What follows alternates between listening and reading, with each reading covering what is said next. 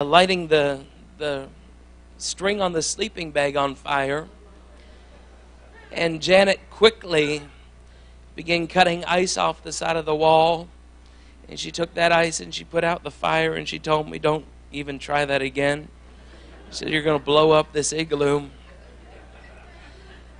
And so we just held on to each other until they could come in the morning and cut us out with a saw. They had left the saw on the outside. That's why we couldn't get out, because the saw was on the outside. They'd packed the snow in. There was no way for us to get out. And there have been times I've gone to the Arctic and seen a mother polar bear with her little cubs.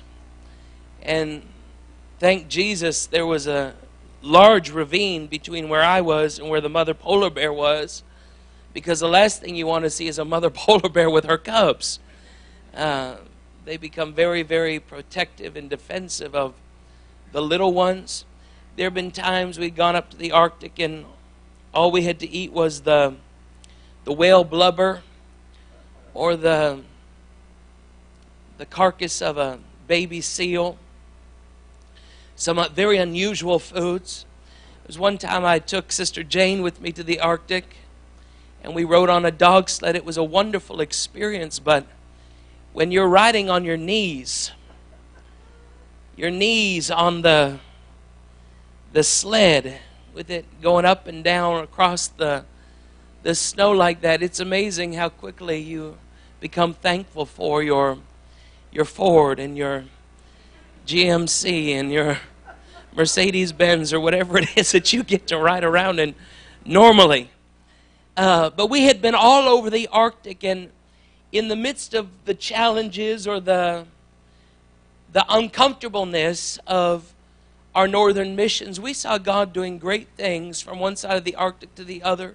Souls being saved, miracles beginning to happen, lives being healed, marriages being healed, people being completely transformed and changed. There was one community that we went in called Kangarsujuak, and we had the very joyful experience of seeing every last person in that community led to the saving knowledge of Jesus Christ as Lord and Savior. And we led the last 3 people in that town to Jesus, and we got to witness an entire community, a whole village set on fire for God, and revival beginning to spread in that way. It was wonderful.